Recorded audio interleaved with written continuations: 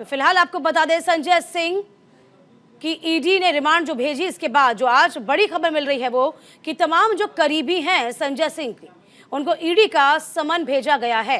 तो सर्वेश मिश्रा, विवेक को यहां पर बुलाया गया है। देखिए, कल जो घटनाक्रम निर्मित हुआ था, सभी तस्वीरें देखी थी कि दिल्ली शराब घोटाले में किस तरीके से ईडी ने एक दिन पहले कस्टडी में संजय सिंह को लिया, 10 घंटे की पूछताछ हुई। इसके बाद कल 5 दिन की रिमांड संजय सिंह की दे दी गई ईडी को। और अब खबर ये आ रही है, तमाम संजय सिंह के जो करीबी हैं उन पर ईडी ने शिकंजा कसा हुआ है।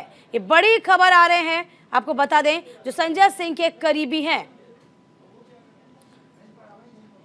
अब उनके यहां भी ईडी ने नजरें बनाई हुई हैं। नमित हमारे संवाददाता लगातार बने हुए हैं। नमित, देखिए, जब से यूं कहें कि संजय सिंह की गिरफ्तारी हुई है, उसी दिन से लगातार हंगामा होता जा रहा है और राजनीति गर्मा गई है देश की। फिलहाल अब संजय सिंह के तमाम करीबियों पर छापा पड़ रहा है, ईडी ने रेड करी है। इस वक्त क्या कुछ जानकारी आ रही है सामने, नमित?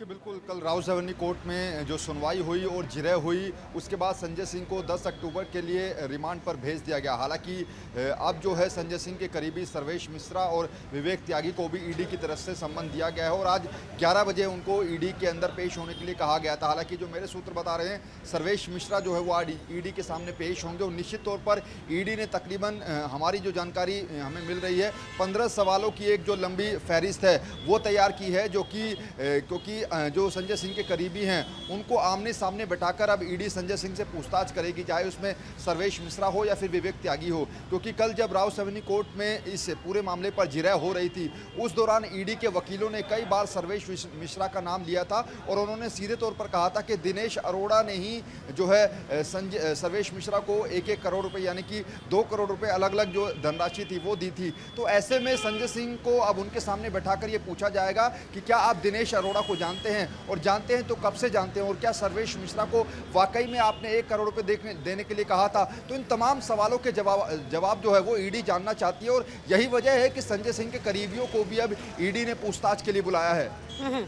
देखिए, लगातार यही सामने आ रहा है कि आम आदमी पार्टी के तमाम जो बड़े नेता हैं, एक एक करके अब उन पर शिकंजा कसा जा रहा है।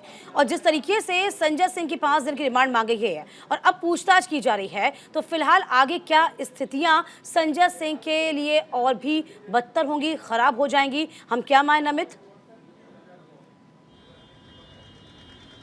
देखिए, बिल्कुल, फिलहाल कल तो ईडी ने 10 दिन की रिमांड मांगी थी, लेकिन कोर्ट की तरफ से 5 दिन की रिमांड दी गई है। ऐसे में अगर ये साबित हो जाता है पूछताछ के दौरान कि वाकई में संजय सिंह दिनेश अरोड़ा को जानते हैं और उनके थ्रू पैसे का लेन देन हुआ था, तो निश्चित तौर पर संजय सिंह की मुश्किलें बढ़ सकती हैं। लेकिन कल जब राउसावनी कोर्ट में संजय सिंह पेश हुए थे और पेशी के दौरान भी उन्होंने कई बार ये बात कही थी कि मेरे ऊपर सारे आरोप जो हैं वो झूठे लगाए गए हैं। और जो सर्च अभियान चलाया गया, यानी कि जो ईडी की रेड संजय सिंह के घर पर हुई थी तकरीबन 10 से 11 घंटे तक, वहां पर भी कल राउसावनी कोर्ट में संजय सिंह ने कहा कि घर पर तलाशी के दौरान 1 रुपया तक ईडी को नहीं मिला, ना ही कोई डॉक्यूमेंट मिले। ईडी का यह दावा है कि उनके पास कई ऐसे डॉक्यूमेंट है, कई ऐसे जो टेक्निकल सबूत हैं वो हैं जिनके आधार पर संजय सिंह की गिरफ्तारी हुई है। लेकिन जिन बातों का जिक्र दिनेश अरोड़ा ने किया है, जो कि एक शराब कारोबारी है, हाँ। अगर उन बातों में सच है तो संजय सिंह की मुश्किलें बढ़ सकती है। लेकिन यह देखना दिलचस्प होगा कि क्या नहीं, यहाँ पर जिस तरीके से नमित ये भी देखा गया कि संजय सिंह की तरफ से जो वरिष्ठ अधिवक्ता थे मोहित ने उन्होंने सामने कहा